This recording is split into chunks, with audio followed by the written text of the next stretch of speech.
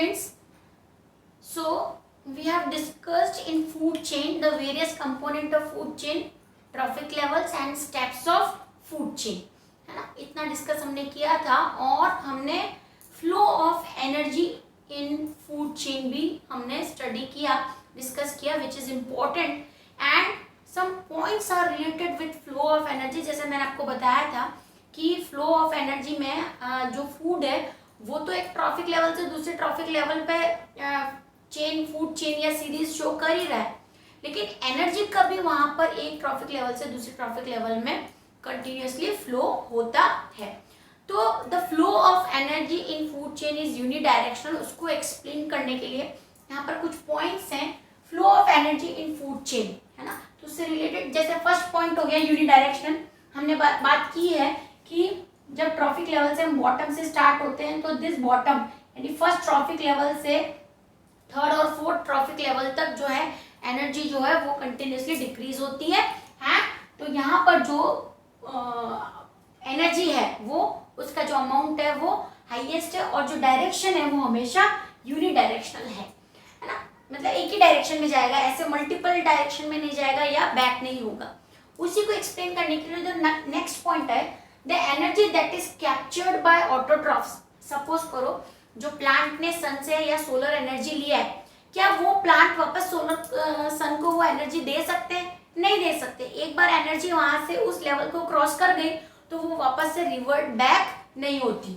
So the energy that is captured by autotroph does not revert back to solar input. मतलब solar energy जो sun से उन्होंने capture की थी वो एनर्जी वापस से सोलर इनपुट यानी सन को रिवर्ट बैक नहीं हो सकती.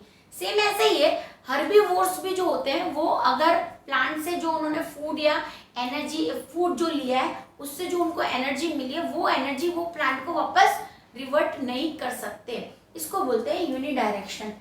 Now energy moves progressively through various levels no longer available to previous level. अब इसका मीनिंग क्या हुआ? Energy moves progressively through various level. Energy जो है वो प्रोग्रेसिवली एक लेवल से दूसरी लेवल की तरफ मूव करती रहती है और no longer available to previous level.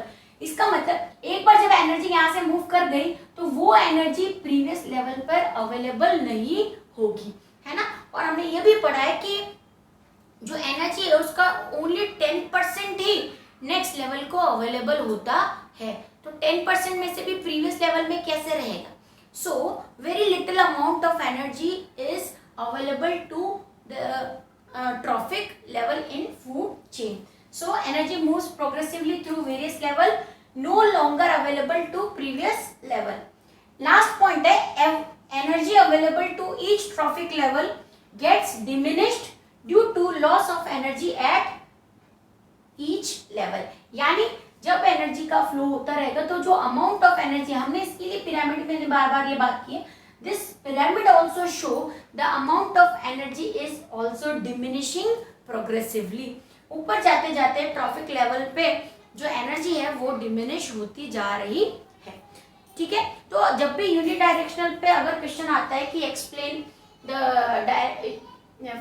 Flow of energy in food chain is unidirectional, तो आपको ये 4 पॉइंट्स बुक में दिए हुए पैराग्राफ में उनको पॉइंट्स में कन्वर्ट करके एक पिरामिड शो करके उसमें first trophic level, second, third, fourth लिख के ट्रॉफिक लेवल के थ्रू आपको ये फ्लो ऑफ एनर्जी एक्सप्लेन करना है. So this is important question. एक तो डायरेक्ट क्वेश्चन है कि explain food chain and various trophic levels. दूसरा क्वेश्चन है इसी फूड चेन से related, explain the flow of energy in food chain या the flow of energy in food chain is unidirectional, explain. Okay, so ये part होने के बाद एक इंपॉर्टेंट पार्ट आता है that is biological magnification. Biological magnification, ठीक है, यहाँ पर हमको ये चीज समझनी है. पहले समझते हैं फिर मैं आपको इसके पॉइंट्स दूंगी. क्या मीनिंग है इसका? देखो एक एग्जांपल लेते हैं, हम डीडीटी का एग्जांपल लेते हैं. आपको सबको पता है कि एक इंसेक्टिसाइड होता है जो प्लांट्स में बहुत ज़्यादा यूज़ करते हैं. ठीक है, प्लांट पे भी यूज़ कर सकते हैं, कहीं पर भी किसी भी एरिया को डिसइंफेक्टेंट करने के लिए भी डीडीटी का यूज होता है, पाउडर फॉर्म होती है। अब इसका सब्स्टिट्यूट बहुत सारे लेस हार्मफुल केमिकल्स भी अवेलेबल है, लेकिन हम ऐसा एग्जांपल लेते हैं डीडीटी का, जो प्लांट पर या क्रॉप में या हमारे आसपास जो है वो फील्ड में, मतलब जो क्रॉप फील्ड है या जो कोई भी प्लांट है या जो फ्रूट दे रहा है वहां पर भी as a insecticide pesticide use करते हैं। ठीक है, अब मान लो किसी प्लांट पर ये स्प्रिंकल किया, पाउडर फॉर्म है या फिर यहाँ पर डाला हुआ है। जब रेनी सीजन आएगा तो प्लांट की जो सरफेस होगी या सॉइल होगी वो इस डीडीटी को एब्जॉर्ब करेगी, या प्लांट से ये बह के पानी के साथ रेनी सीजन में सॉइल में चला जाएगा। ठीक है, सॉइल में जाता जा रहा है, फिर सॉइल में जो रूट्स प्रेजेंट है प्लांट की, ट्रीज की या हर्ब्स की, जिनसे हमको न्यूट्रिशन मिलने वाला है क्रॉप में, तो वो सॉइल जो है वहां से वो रूट्स उस डीडीटी को एब्जॉर्ब कर लेंगी। ठीक है, फिर वो डीडीटी जो है वहां का जो क्रॉप से मिलने वाला है हमको, जो ग्रेन्स है, सीरियल्स है या फिर फ्रूट्स है, वेजिटेबल्स है, उनमें भी वो डीडीटी का पार्ट होगा। ठीक है, फिर वो वेजिटेबल, फ्रूट्स या एडिबल जो भी सेक्शन है उसको एक दूसरे ऑर्गेनिज्म यूज करेंगे या हर्बीवोर्स यूज करेंगे, या हम भी खा सकते हैं, या मतलब जो भी ऑर्गेनिज्म उस पर डिपेंड करते हैं, तो वो डीडीटी का पार्ट उन ऑर्गेनिज्म में जाएगा। उन ऑर्गेनिज्म को और दूसरे ऑर्गेनिज्म खाएंगे या उनको एज ए फूड यूज करेंगे, तो वो डीडीटी उनमें भी जाएगा। सो एक हार्मफुल केमिकल का भी चेन फूड के साथ साथ एक ट्रॉफिक लेवल से दूसरे ट्रॉफिक लेवल में ट्रांसफर हो रहा है। इसको बोलते हैं बायोलॉजिकल मैग्निफिकेशन। एनर्जी तो कम हो रही है ना, एनर्जी तो एक ट्रॉफिक लेवल से दूसरे ट्रॉफिक लेवल तक जाते जाते डिमिनिश हो रही है, लेकिन ऐसे हार्मफुल केमिकल एक लेवल से दूसरे लेवल तक जाते जाते क्वांटिटी जो है उनकी वो हर ऑर्गेनिज्म में इंक्रीज हो रही है। ठीक है, हमने सिंपल एग्जांपल लिया है डीडीटी का।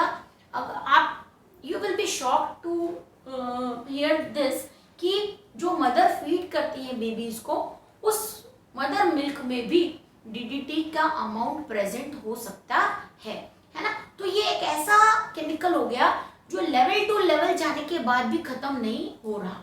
इस टाइप के हार्मफुल केमिकल का जो इफेक्ट हमने देखा, एक लेवल से दूसरे लेवल, दूसरे लेवल से सेकेंड लेवल से थर्ड, थर्ड से फोर्थ, तो इंक्रीज हो रहा है। हमने यूज तो सिर्फ सॉइल में किया था, लेकिन सॉइल से वो पूरे के पूरे ट्रॉफिक लेवल्स में यानी एनवायरनमेंट में पहुंच रहा है। इसको बोलते हैं biological magnification. It is only related with the harmful chemical which are used in environment and they are not they do not get diminished but reaches to each and every trophic level and affect the organism।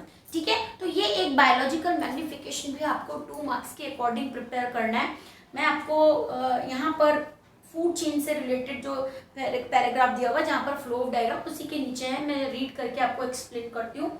An interesting aspect of food chain is how unknowingly some harmful chemical enter our body through food chain। हम सोच भी नहीं सकते कि food chain के through energy तो आ ही रही है, लेकिन कुछ हार्मफुल केमिकल भी हमारी बॉडी के अंदर आ रहे हैं through food chain. Food chain तो इम्पोर्टेंट पार्ट है, लेकिन कैसे ये केमिकल उस फूड चेन का एक इंटीग्रल पार्ट बन जाते हैं। सो one of the reason is used to several pesticide and other chemical is to protect our crop from disease and pest। अब ये भी क्वेश्चन है कि डीडीटी तो यूज करना पड़ेगा ना, पेस्ट और केमिकल को आप कैसे रिमूव करोगे?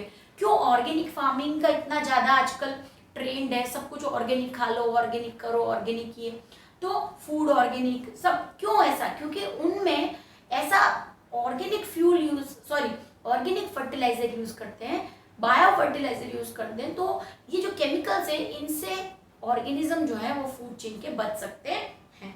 तो मैंने आपको ये detail, these chemicals are either wash down into the soil, मैं आपको बताया। ठीक है, अगर हम इसको फ्लो चार्ट की तरह एग्जांपल से समझते हैं, फ्लो चार्ट की तरह, तो सॉइल, ओके, फिर रेन वाटर के थ्रू ये कहाँ आ जाएंगे? वाटर बॉडीज में आ जाएंगे, वाटर बॉडीज में आ जाएंगे। तो हो सकता है इन वाटर बॉडीज पे जो एक्वेटिक लाइफ है वो भी डिपेंडेंट हो। एक्वेटिक लाइफ मींस फिशेस और दूसरे जो पानी के अंदर मिलने वाले एनिमल्स या प्लांट्स हैं वो, एंड दूसरे जो अदर ऑर्गेनिज्म है, ऑर्गेनिज्म जो directly water as a drink use करते हैं, यानी ड्रिंकिंग वाटर की तरह अगर ये ऑर्गेनिज्म काम करते हैं फॉर ड्रिंकिंग, तो भी ये वाटर के थ्रू ये जो केमिकल्स हैं, है ना, ये केमिकल्स इन दोनों ऑर्गेनिज्म में, मतलब इन दोनों जगहों पर फूड चेन में एंटर कर सकते हैं। From soil these absorbed by plants along with the water and mineral, है ना। यहाँ से ये जो सॉइल के अंदर है, यहाँ से एक और कनेक्शन है थ्रू रूट्स। ये कहाँ पहुंच रहा है? डायरेक्टली प्लांट्स में पहुंच रहा है ना। और प्लांट जो भी है, प्लांट से कौन रिलेटेड है? हर्बीवोर्स, और हर्बीवोर्स से दूसरे एनिमल रिलेटेड है। तो जैसे फूड चेन में हम फूड को एक दूसरे से लेवल से कनेक्ट कर रहे थे, सेम वैसे ही यहाँ पर ये हार्मफुल केमिकल्स भी एक लेवल से दूसरे लेवल में एंटर कर रहे हैं। ठीक है, इसको बोलते हैं biological magnification, and it is magnification of harmful chemical है। ये वो अमाउंट है जो हम नहीं चाहते कि फूड चेन में रहे। Now from water bodies they are taken up by aquatic plant also and animals. This one of the way in which they enter in food chain. मैंने आपको बताया कहाँ से वो फूड चेन में एंटर कर सकते हैं। यहाँ से एक्वेटिक लाइफ में एंटर कर सकते हैं। यहाँ से वो ऑर्गेनिज्म जो water as a drinking water को यूज करते हैं या वाटर को पीने में यूज करते हैं। दूसरे ये एंटर कर जाते हैं प्लांट के थ्रू, और प्लांट से हर्बीवोर्स, कार्निवोर्स में। So, as these chemicals are not degradable, जो डिग्रेडेबल यानी जो इजीली डिग्रेडेबल नहीं होते हैं, ये कैसे होते हैं? नॉन डिग्रेडेबल, जिनका अमाउंट जो है वो खत्म ही नहीं हो रहा है। ठीक है, चाहे ट्रेसेस में प्रेजेंट है, लेकिन प्रेजेंट है हर ट्रॉफिक लेवल में। These get accumulated progressively at each trophic level. Her trophic level में ये प्रोग्रेसिवली एक्यूमुलेटेड मतलब कलेक्ट होते जाते हैं, है ना। As human beings occupy the top level in any food chain, the maximum concentration of these chemical get accumulated in body. जो trophic level का सबसे टॉप वाला जो एनिमल होगा, है ना, या ऑर्गेनिज्म होगा, वहां पर इसका जो अमाउंट होगा वो सबसे ज्यादा कलेक्ट होगा। तो ह्यूमन बॉडी का इसमें एग्जांपल दिया हुआ है, ह्यूमन बॉडी में ही ये कलेक्ट हो जाते हैं। So this phenomenon is known as biological magnification. This is the reason why food grains such as wheat, rice and fruits, even meat containing varieties of these pesticides and residues. इसीलिए मैंने आपको बोला कि हर जो chemical है, अगर वो fruit, vegetable और एडिबल पार्ट्स में या एडिबल कंपोनेंट्स में प्रेजेंट होगा, और उसकी जब टेस्टिंग करेंगे तो हमको वो ट्रेसेस वहां पर मिलेंगे। मदर मिल्क का मैंने आपको एग्जांपल दिया। क्या कनेक्शन हो सकता है?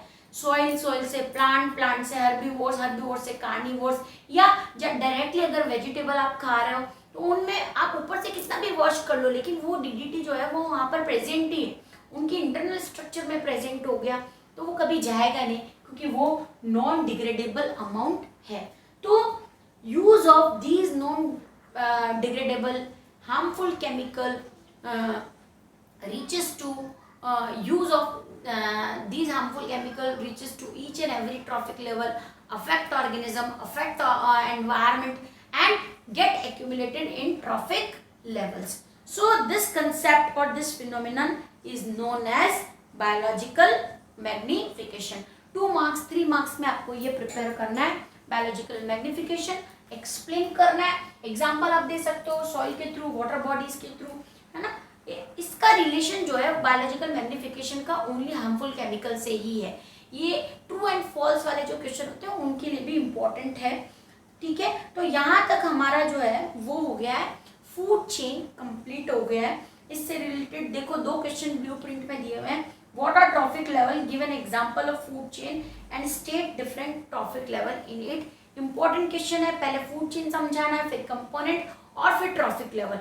ट्रॉफिक लेवल वाले जो डायग्राम दिया हुआ है 15.2 में उसमें प्राइमरी कंज्यूमर, हर्बीवोर्स, प्रोड्यूसर ये दिए हुए हैं, उसके साथ में आपको ट्रॉफिक लेवल भी लिख देना है, तो आंसर आपका कंप्लीट हो जाएगा। The next question is what is the role of decomposer in ecosystem. बताया है these decomposers break down complex organic molecules into simpler and provide soil fertility, है ना। अगर ये डिकम्पोज नहीं करेंगे तो वो जो मॉलिक्यूल है वो ऐसे कैसे रहेंगे, कोई न्यूट्रिशन सॉइल को नहीं मिलेगा। इसी में एक थर्ड 2 क्वेश्चंस और ऐड कर लेते हैं हम। Explain flow of energy in food chain and explain biological magnification. ठीक है, बायोलॉजिकल मैग्निफिकेशन में आपको डीडीटी का एग्जांपल देना कंपलसरी, इसमें सिर्फ ऐसा जनरलाइज लिखा हुआ है हार्मफुल केमिकल, आप वर्ड यूज करो डीडीटी।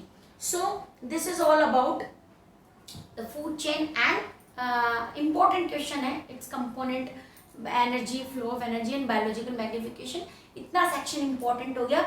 नेक्स्ट इंपॉर्टेंट सेक्शन आएगा ओजोन लेयर, जो हमने 9th में भी स्टडी किया है। यहाँ पर तो 9th से बहुत कम डिटेल है, लेकिन हम ozone layer and depletion of ozone layer next session में करेंगे। So in this way we will finish with the chapter and you will be able to revise the chapter as well as do all the exercise of the chapter. Thank you.